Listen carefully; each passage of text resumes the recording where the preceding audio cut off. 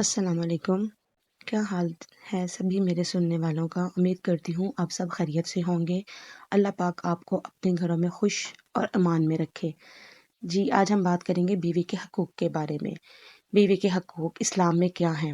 سب سے پہلے شوہر جب شادی کرتا ہے اس کے لیے مناسب گھر کا انتظام کرے۔ گیس بجلی کے بل بھی اب وہی ادا کرے۔ اگر وہ اپنی بیوی کو ایسے خاندان سے لا رہا ہے کہ جس خاندان میں اس کی بیوی ایئر کنڈیشنر کی عادی ہے، تو اسے چاہیے کہ وہ اپنی بیوی کو کم از کم اس طرح کی سہولت ضرور دے۔ کچھ خاندان کی کچھ خاندان ایسے بھی ہوتے ہیں جن کے گھروں میں کام کرنے کا رواج نہیں ہوتا، مطلب وہاں پہ نوکر چاکر رکھے جاتے ہیں۔ شوہر کو چاہیے وہ اپنی بیوی کے لیے بھی وہی انتظام کرے۔ نان اور نفقے کا مراد اسلام میں صرف اور صرف یہی نہیں ہے کہ آپ بیوی کو صرف روٹی دے دیں، اچھی روٹی پانی یا اس طرح کی چیزیں دے دیں۔ اس کے علاوہ اور بھی بہت کچھ ہوتا ہے، جیسا کہ جس گھر سے وہ آئی ہے، جیسی سہولیات کی وہ عادی ہے، شوہر کو چاہیے اپنی بیوی کو وہ سہولیات ضرور فراہم کرے۔ اگر اس کی بیوی نوکروں کی عادی ہے کہ ان کے میکے میں ماں باپ نے نوکر رکھ کے دیے تھے، وہ گھر کا کام نہیں کر سکتی، تو شوہر کو چاہیے اس کے لیے علیحدہ ایک نوکر کا انتظام ضرور کر کے دے۔ اس کے علاوہ اگر اس کی بیوی کھانا بھی نہیں بنا سکتی، جیسا کہ اکثر گھروں میں ہوتا ہے کہ کھانا پکانے کے لیے بھی نوکروں کا انتظام ہوتا ہے پہلے سے ہی، تو شوہر کو چاہیے وہ اس پہ اس چیز کا بھی دباؤ مت ڈالے، اس کے لیے نوکر کا انتظام بھی کر کے دے تاکہ ہنسی خوشی زندگی گزر سکے۔ عام طور پر نارملی گھروں میں تو ایسا نہیں ہوتا، یہ تو بہت ہی جو اچھے ہائی ویل گھر ہوتے ہیں وہاں پہ ہوتا ہے۔ عام گھروں میں نارملی لڑکیاں سارے کام خود ہی کر لیتی ہیں، کھانا پکانا، صفائی وغیرہ سب کچھ۔ اس لیے کہتے ہیں جب آپ شادی کریں تو اس سے پہلے اپنی جیب کو ضرور دیکھیں۔ بعض لوگ ہوتے ہیں جب رشتہ کرتے ہیں ان کا وہ حساب ہوتا ہے کہ دکان تو پکوڑوں کی، بات کروڑوں کی، مطلب بات تو وہ ایسے کر رہے ہوتے ہیں جیسے پتہ نہیں وہ کتنے رئیس ہوتے ہیں، چاہے ان کے پلے کچھ بھی نہ ہو۔ اس لیے کہا جاتا ہے کہ جب شادی کرو سوچ سمجھ کے، خاص طور پہ اپنے سے تھوڑا کم لوگوں کو یا نیچے دیکھ کے شادی کی جائے تاکہ شادی کے بعد آپ پہ اس چیز کا برڈن نہیں پڑے۔ آپ رشتہ ازدواج خوش اسلوبی سے نبھا سکیں، بجائے کہ اگر وہ آپ پہ برڈن ہی بن جائے گا تو ظاہری بات لڑائیاں جھگڑے اور فساد ہی ہوں گے نا، اور کیا ہوگا۔ اس کے علاوہ شوہر کو یہ بھی دیکھنا چاہیے کہ اس کی بیوی کن کن سہولیات کی عادی ہے۔ اگر آپ گھر نہیں دے سکتے بیوی کو علیحدہ تو کم سے کم آپ اس کو ایک کمرہ تو ضرور اچھا دیں، کمرہ سپریٹ باتھ روم، اس کی سہولیات کے مطابق، اس کی ضروریات کے مطابق۔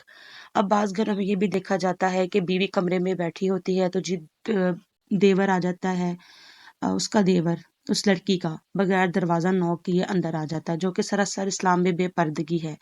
وہ کس حالت میں بیٹھی، کس حالت میں نہیں بیٹھی، اگر وہ آگے سے اس چیز کا اعتراض اٹھائے تو 100 باتیں کی جاتی ہیں۔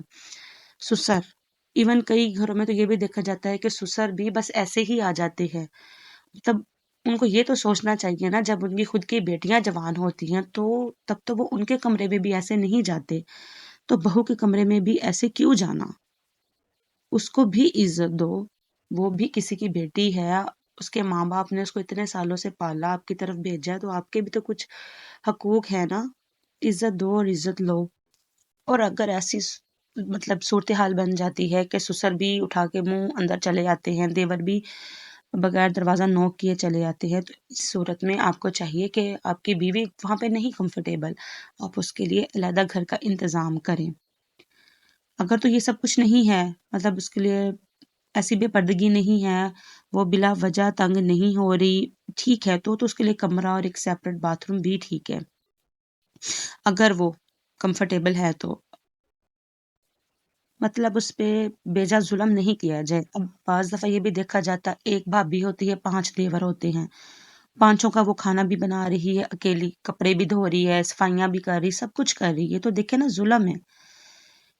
جب ایک شوہر داماد بنتا ہے وہ کتنا جا کے گھر میں کام کرتا ہے اپنے سسرال کے، اس کو تو عزت ہی ملتی ہے نا۔ اس طرح آپ کا بھی کام ہے کہ آپ جو اسلام کہتا ہے آپ اپنی بیوی کو عزت دو، عزت کرو اس کی، اس پہ اتنا ظلم نہیں کرو۔ بھئی ایک نوکر رکھ دو، صفائیاں کر لے، وہ کھانا پکا لے، اس طرح کوآپریٹ کر کے زندگی گزرتی ہے، جو ہمارا اسلام بتاتا ہے۔ ہمارا اسلام اتنا مشکل نہیں ہے، بس ہم لوگوں نے مشکل بنا دیا ہے۔ اور دوسری بات، اسے ذہنی ٹارچر مت کیا جائے، بات بات پہ اس کو ताने ना दिए जाएं, तंज ना किया जाए, अगर उसे कोई काम नहीं आता तो प्यार से उसे समझाया जाए।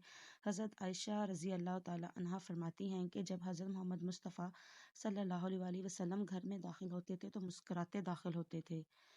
आज कल क्या है, आजकल मियाँ जब अंदर दाखिल होते हैं तो ऐसे लग रहा है जैसे चंगेज़ खान है।